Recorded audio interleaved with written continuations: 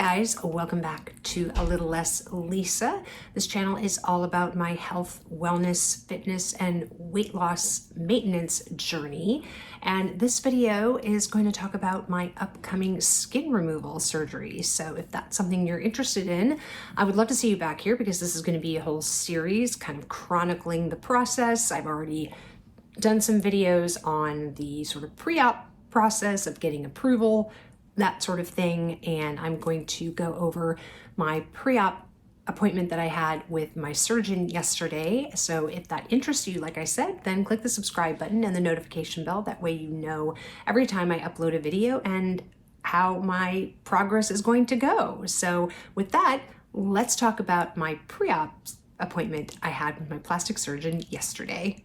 So if you missed my last weight check-in video, you will know that I was cleared for surgery. So that was awesome. I had quite a few bumps in the road.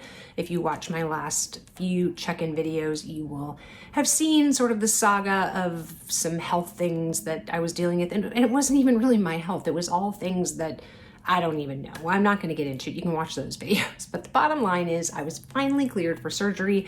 And so I was able to go see my plastic surgeon the other day for my pre-op appointment.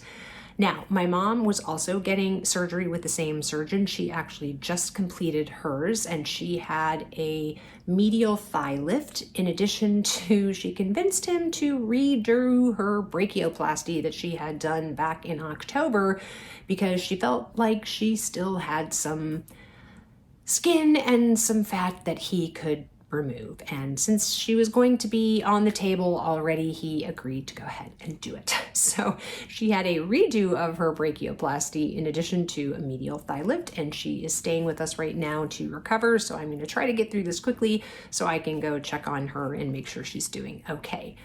So I am having brachioplasty, so the same thing that my mother just had done as well, which is basically removing excess skin and tissue, fat, whatever, from your arm so that then, and I should have worn something different, I just realized for this video so you guys could really see, but basically they, make an incision from your elbow up into your armpit, right sort of along this line here so that it's not seen, when you have your arm down, and they basically excise skin through here and bring those two ends together.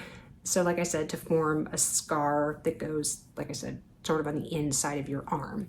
In addition to that, I am having a breast lift as well as having my breast implants removed. They don't need to come out, but I feel like they are too large for my body frame at this time. I was significantly heavier when I had them first put in, and I just don't think size-wise they kind of match my body. So we're going to remove those, see what my breasts look like with the lift and, with whatever tissue I have left.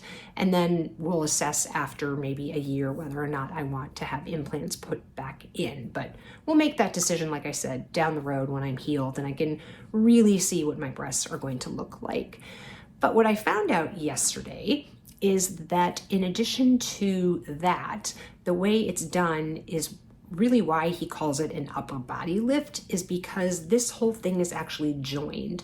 So what he will do is actually cut down from my armpit down the side of my breast and actually remove skin from what he calls the flank. So I guess there's two flanks. There's a flank in your chest and then a flank on your tush, sort of on your upper hip in the back.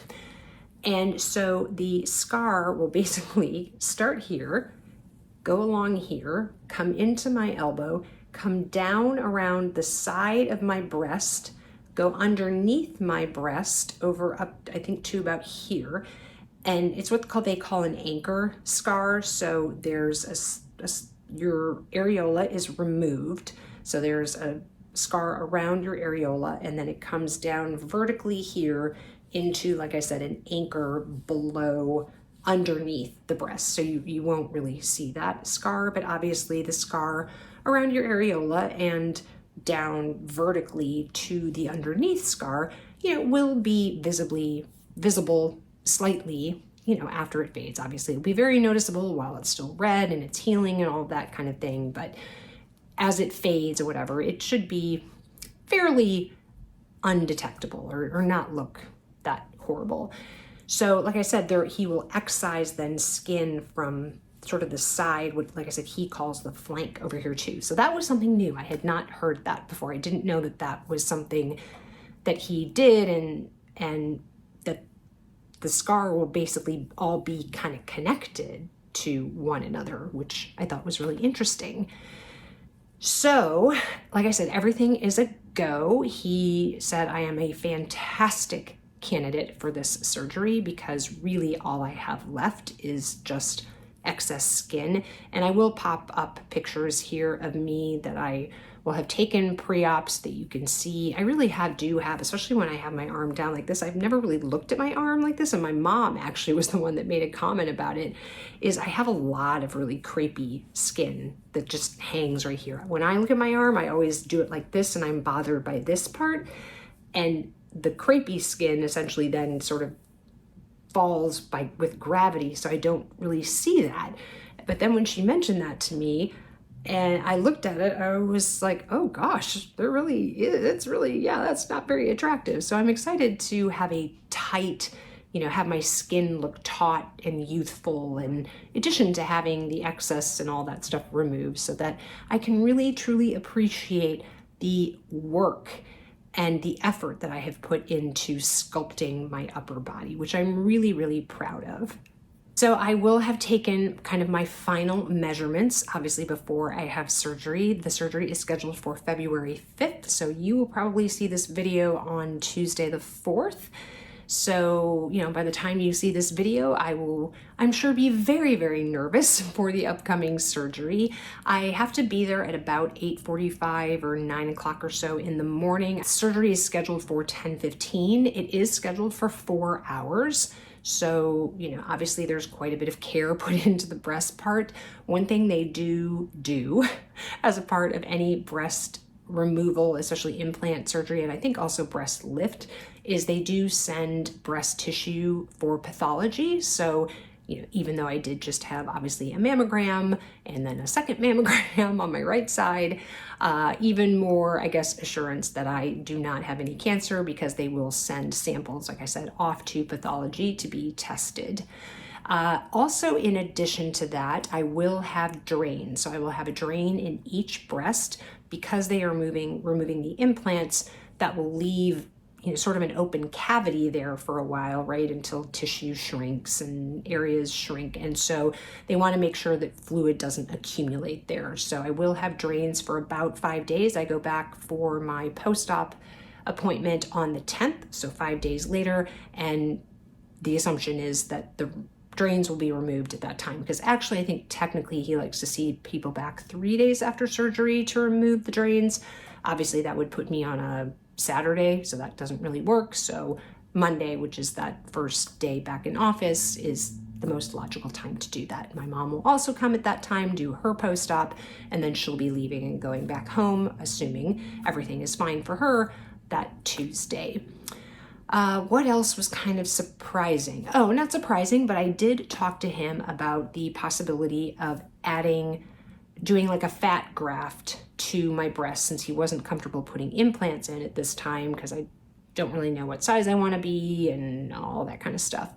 And he put a kibosh on that immediately for 2 reasons. One, I already knew, which is that when you transfer fat from one part of your body to another, only about 40% of it actually takes. So, if you put 100 cc's, for example, of fat somewhere, you're only going to maintain about 40. So you obviously always have to sort of overstuff the fat, I guess, in order to maybe end up with the result that you're looking for. But more importantly, he told me that it often, I think, sort of calcifies or hardens, which then causes a lot of issues down the road in relation to mammograms. He said it's almost always looked at as a potential mass, and so you end up having to go through biopsies every year, and he's like, it's not worth it. And I totally agreed. So we will not be doing any fat grafting.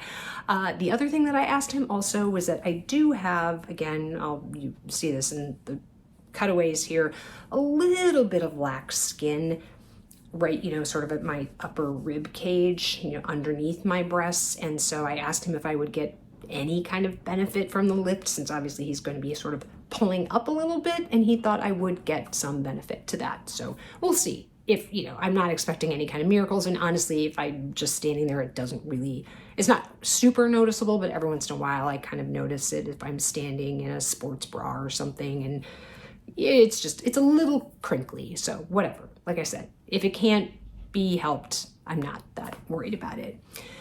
So yeah, I think that's kind of the big update. I'm sure I'll be very, like I said, nervous on Tuesday night as I prepare, typical kind of things, no eating within 12 hours of your surgery, eating or drinking for that matter. So no water. I'll have to make sure I don't keep my water at my bedside, which will be hard because I drink a lot throughout the night. I've already got my medicine, so my mom, since she was filling her prescriptions, I had mine as well, so I got that. I was given Percocet for pain, as well as Keflax for my antibiotics, so I will start taking those once I get home from surgery. I don't anticipate probably being home from surgery until probably 6-7 o'clock at night. If I don't get out of surgery until, let's say, around 2:15, which is 4 hours between recovery room and post-op time, that's probably going to be around 2 hours-ish or so. So maybe I won't even be discharged from the hospital until around 4-ish, maybe 4:30, something like that. And then it takes about an hour, depending on traffic or whatever, to get back into the city, because I am going to New Jersey for this. So that is it, guys. I'm, like I said, very, very excited. I hope you guys are excited to go on this journey with me. Obviously, I will vlog. I'll probably start vlogging the night before just to kind of talk through my anxiety and that kind of thing. And then obviously the morning of, as I'm getting ready and we're on our way and in the pre-op area, the waiting and all that kind of stuff. So stay tuned for some surgery vlogs. And yeah, I'm excited to finally now be moving forward. So let me know if you have any questions. Leave those in the comments below. If you enjoyed the video, please give it a thumbs up.